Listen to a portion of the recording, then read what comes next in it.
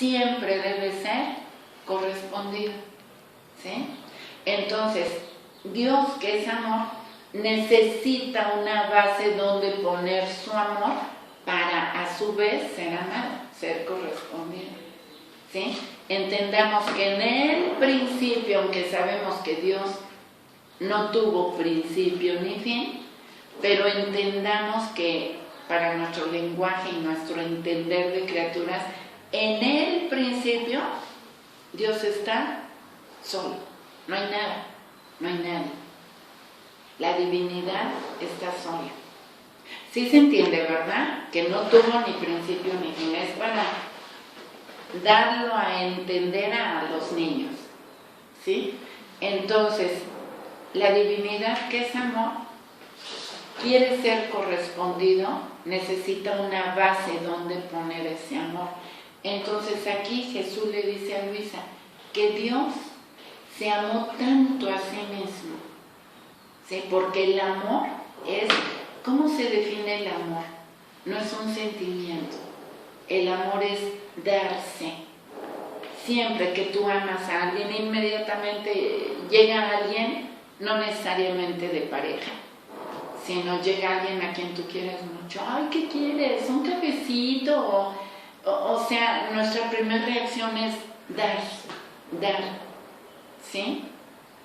Cuando se tiene un novio, pues no se diga, está uno pensando en el detallito o sea, la primera necesidad del amor es darse, pero como el amor, cuando es verdadero, siempre debe ser correspondido, porque no se puede dar al aire, al vacío, ¿no? Entonces aquí, Dios, que es amor, necesita, lo estoy diciendo conscientemente, la necesidad en Dios es necesidad de naturaleza, no de carencia, porque lo que Él necesita se lo puede proveer Él mismo y en el instante, ¿sí? Para que entendamos la diferencia entre un necesitar divino y un necesitar humano. Entonces Dios necesita una base donde poner su amor. Entonces es cuando dice, Dios se amó tanto a sí mismo que generó a su verbo. Y aquí está el verbo, su Hijo. Y Dios se dio todo a sí mismo al Hijo, sin perder nada a Él, como el sol, que lleva miles y miles y miles de años dando luz, calor y fuego para fecundar y llevar vida a todo, y Él no disminuye. Bueno, así Dios Padre, así como un papá natural, le comunica toda su genética a su bebé. Bueno, así Dios Padre se da todo Él a sí mismo, a su Hijo. Entonces el Hijo es igualito al Padre, son como un espejo, como dos gotas de agua, ¿sí? Una pregunta, yo tenía entendido que Dios desde que estaba la Trinidad también. Por eso te digo, espérame poquito. A ver, va de nuevo la explicación. En el Génesis, lo escribe Moisés, el Pentateuco, empieza la creación diciendo, en el principio Dios creó cielos y tierra, ¿sí? En el Evangelio de San Juan empieza diciendo también, en el principio estaba el verbo estaba con Dios, el verbo era Dios, y para el verbo se hizo todo cuanto existe.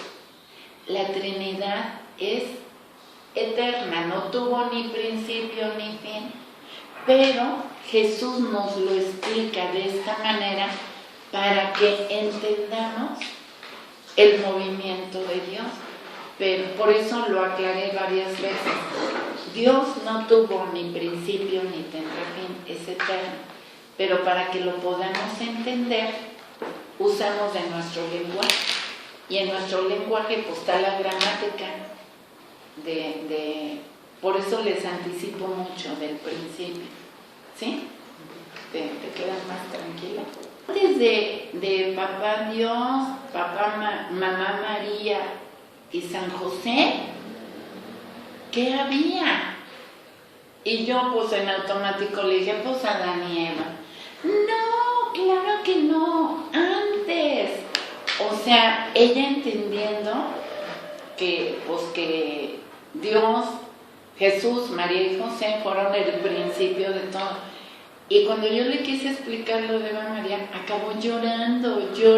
Me dice, es que no me entiendes, ¿qué había antes? O sea, el misterio de la Trinidad es lo más difícil que entendamos. Por eso Jesús nos lo explica así como en niños. Entonces, vamos desarrollando así esta platiquita y van a ver que va a quedar muy, muy claro. Y muchas cosas no entendemos, ni nosotros. Sí, pero miren, para descubrir la finalidad para la cual yo fui creada, ¿sí? Bueno, entonces vámonos con nuestra explicación. Aquí ya está el Padre y el Hijo. Ahora sí le decimos Padre. ¿Te fijas cómo fue el desarrollo? Aunque Dios y Trino es eterno, pero entendemos que el Padre... Bueno, no me voy a meter en más complicaciones. Pero sí queda claro lo que tú dices, por favor. Entonces, aquí está el Padre y está el Hijo, ¿sí? El Padre, su movimiento es generar al Hijo. El Hijo de corresponderle al Padre. El tema de la generación eterna del Verbo es un tema amplísimo, que ahorita no nos detenemos. Pero es muy, muy importante, la generación eterna del Verbo, ¿sí? El Verbo le corresponde al Padre cumpliendo lo que el Padre quiere. Ahorita vamos a explicarlo bien, ¿sí? Y de ese amor correspondido, ¿quién procede? El Hijo. El Espíritu Santo, ¿sí? Entonces, aquí vemos en este primer paso que está el Padre y está el Hijo. Y recordamos lo que dijimos hace rato, un bien para que sea completo debe poseerse por dentro y por fuera.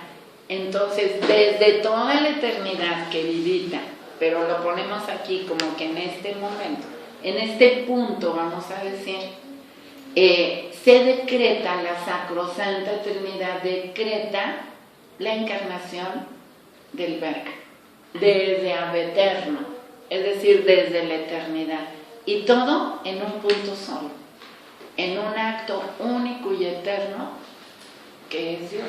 Dios no tiene, por eso para que se entienda que es eterno, Dios no tiene dos actos, no puede tener sucesión de actos, porque no sería eterno y no sería Dios, perfecto.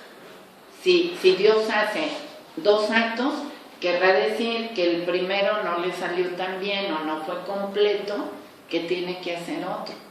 Y no sería eterno, porque entonces ya habría un pasado y un futuro. Entonces Dios hace un solo acto único y eterno. Y en ese solo acto están todos estos movimientos. A ver si me dicen. Entonces, si decimos que un bien para que sea completo debe poseerse por dentro y por fuera, aquí la Sacrosanta Trinidad decreta la encarnación de la segunda persona, del Verbo, ¿sí? Y Dios dice, no es bueno que el hombre, que mi amor, mi hijo esté solo, ¿sí? Y nos piensa a toda la familia humana que somos nosotros, nos concibe en su mente, en su seno, Dios, a toda la familia humana. O sea, desde la eternidad estábamos ya en la mente de Dios, ¿sí? Porque además nos pensó personalmente, no genéricamente. En la carta a los Efesios ahí lo dice. O sea, Dios te pensó a ti, Sandrita, tal y como eres, a ti, Lucero, a ti, Viviana, etcétera, etcétera, ¿sí? Nos pensó personal, individualmente. Esa capacidad tiene Dios, ¿sí? Cuando dijo, no es bueno que el hombre con mayúsculas esté solo. Eso después lo encontramos en Adán, pero primeramente lo dijo para su hijo. Y entonces Dios, ahí viene San Juan, en el principio estaba el verbo estaba con Dios, el verbo era Dios. Para el verbo se hizo todo cuanto existe. Si el verbo iba a hacerse carne, materia, pues papá Dios tenía que proveerle un super castillo a donde viviera hecho carne. Y ese super castillo es todo el universo, con los ángeles como servidores de Dios. O sea, lo invisible y lo visible, ¿sí? Lo invisible, pues son los ángeles. Y todo, ontológicamente, de origen, era bueno, como dice, y vio Dios que era bueno, porque todo salió del bien absoluto. Algunos ángeles se corrompieron y se hicieron malos, pero de Dios todo salió bueno. Y todo era para el verbo, ¿te acuerdas? Para el verbo. Sin el verbo encarnado, nada de cuanto existe existiría. Entonces ahí nos queda claro. Nos pasa. Y en la creación, que está prevista en la creación del hombre, a su imagen y semejanza, porque papá Dios no quiere que su hijo muy queridito viva entre seres desemejantes a él, sino que chiste, ¿cómo iba a estar acompañado de seres desemejantes? ¿Sí? Entonces Dios piensa en toda la familia humana que vamos a acompañar al Verbo encarnado en la historia, que seamos semejantes a Él para que Él se sienta cómodo entre seres semejantes. Él como Dios increado y el resto de nosotros como dioses con minúsculas creados. Y Jesús lo dice, no se escandalicen, que no está escrito dioses sois. ¿Sí se acuerdan? Nada más no me acuerdo la cita del Evangelio, pero lo dice Jesús. Entonces, aquí vemos en este primer movimiento al verbo que conoce, por decirlo así, tenemos que hablar con el lenguaje, ¿no? Pero es Dios, conoce el proyecto del Padre de crear a la familia humana para que lo acompañe al verbo como su familia, sus hermanos. Entonces el Hijo comprende todo el proyecto de Dios, ¿sí? Y el Hijo vive toda la vida de nosotros en Él que es Dios. ¿Para qué? Para que se pueda cumplir el proyecto del Padre, que seamos a imagen y semejanza de Él. Ya dijimos que la imagen es lo de afuera, la semejanza es la vida interior, ¿sí? Entonces, el Verbo tiene que vivir nuestra vida interior de todos, ¿sí? Y al vivir Él nuestra vida de todos, pues ya Él queda, a ver si lo entendemos, como un almacén de vidas divinas para todos los que íbamos a ir naciendo en la historia. Él tiene ya la vida divina tuya, divinizada, vamos a entender, ¿sí? Por eso Jesús dijo, yo vine a traerles vida y vida en abundancia, porque Él hizo, la vida es el conjunto de actos que hago, ¿sí? Entonces, Él hizo todos mis actos, Él hizo todos tus actos, todos los actos de todos nosotros, pero es como estábamos en Él, dice San Pablo, en Cristo somos, nos movemos y existimos, ¿sí? Ahí estaba toda nuestra vida divinizada por el Verbo. Y todos nuestros actos, desde el primero hasta el último, de cada miembro de la familia humana. ¿Buenos y malos? Primero, no, bien, buenos. Puros buenos. El mal no existe todavía. Ah, ok. ¿Sí? Y fíjense bien cómo lo dije, el mal no existe todavía, ¿sí? Aquí estamos en el primer paso.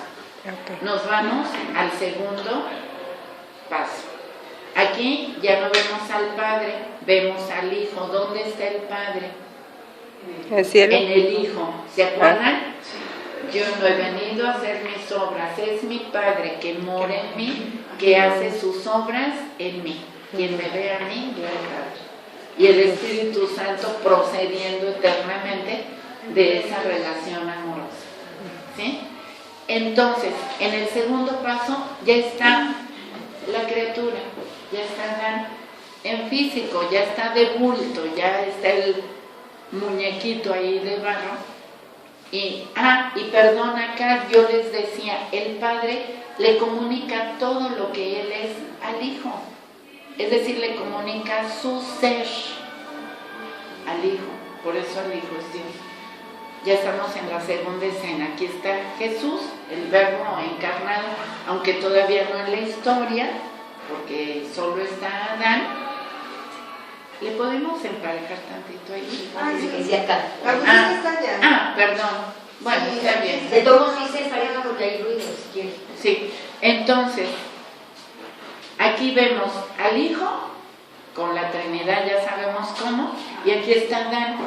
Y le dice Jesús a Luisa, amamos tanto a nuestra criatura que hubiéramos querido comunicarle nuestro ser, igual que el Padre hizo con el Hijo. Dice, pero aquí era imposible, porque la criatura no puede contener nuestro ser, porque es criatura, no es Dios. Acá sí, porque el Hijo es Dios. Pero acá no. Dice, entonces, como no podíamos comunicarle nuestro ser, le comunicamos nuestra vida. ¿Sí? Y ahí es donde recordamos el muñequito de barro, donde en el relato del Génesis nos dice que Dios le puso el ruaj, el aliento. Aliento es sinónimo de vida. ¿Sí? Entonces Dios le comunicó su vida. ¿Sí? Bueno, nos vamos al siguiente, al tercer movimiento. Si se fijan en el primer movimiento, el Padre, que es amor, se da a sí mismo al Hijo. Y el Hijo le corresponde al Padre y procede el Espíritu Santo. Aquí no es que se haga algo diferente, es el mismo movimiento, pero ahora repetido por el Hijo. El Hijo que no le puede dar su ser, pero le da su vida, porque el amor, aquí la divinidad, en el Verbo, que es amor y la primera necesidad es darse. Como no puede dar su ser, le da su vida. Entonces, nos vamos al tercero.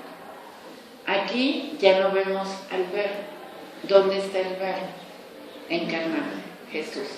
Aquí está Adán. ¿Dónde está Jesús? En Adán. Porque se repite lo mismo.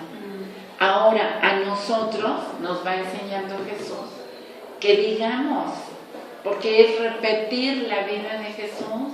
Y si Jesús dijo, ustedes creen que yo he venido a hacer mis obras, se equivocan, es mi Padre que mora en mí, que hace sus obras en mí. Y luego más adelante Jesús le dice al Padre, Padre, tú en mí, yo en ellos, para que sean uno como tú y yo somos uno. Entonces aquí Jesús nos enseña a que ya no nos veamos a nosotros mismos, así como Jesús no se veía a sí mismo, veía y reconocía al Padre morando en él, y ahora nos dice que hagamos lo mismo, pero en el orden que Jesús puso. Padre, tú en mí, yo en ellos. Entonces a nosotros nos enseña a pensar, a creer y a aceptar que no soy yo soy nada, ¿sí? Es Jesús que mora en mí, que hace sus obras en mí, ¿sí? Eso lo vamos a ir entendiendo, que está difícil, ¿verdad, amiguito querida? pero poco a poquito. Es como la plataformita, la base, ¿no? Entonces vemos aquí a Adán, pero Jesús, vamos a ponerle así, el Verbo encarnado morando en él, haciendo sus actos, sus obras en él. ¿Por qué? ¿Qué dijimos acá en el movimiento anterior? Que el Verbo vivió la vida de toda la familia humana para que pudiéramos tomar esa semejanza de vida con él. La vida del Verbo es totalmente divina, ¿sí?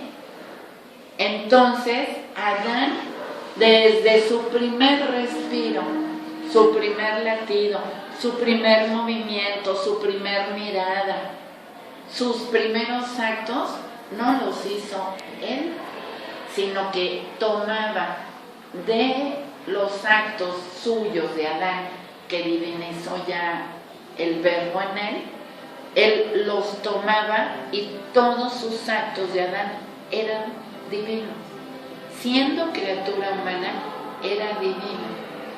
Pero entonces sí es Adán una persona. ¿Vale? Claro. O sea, una persona individual. Claro. O sea, sí creo un individuo Adán y una Eva. Porque ya ves que luego la misma iglesia, o sea, dijo que eso era como un cuento, entonces, una leyenda. ajá, y que Adán simbolizaba la humanidad, entonces que pudo haber creado a muchos, pero Para poder entender. Sí. pero no fue así, fue una persona, Claro. ¿verdad? Y eso es bien importante porque esa postura que nos dice Aurora es la evolución mitigada. Que sí es cierto, muchos sacerdotes están en esa postura, pero si creemos la revelación en la Biblia, Dios nos habla de creación.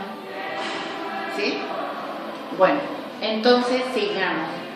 Adán, todos sus actos eran divinos, divinizados, porque era el Verbo morando en él quien sacaba sus actos de él, de sus órganos.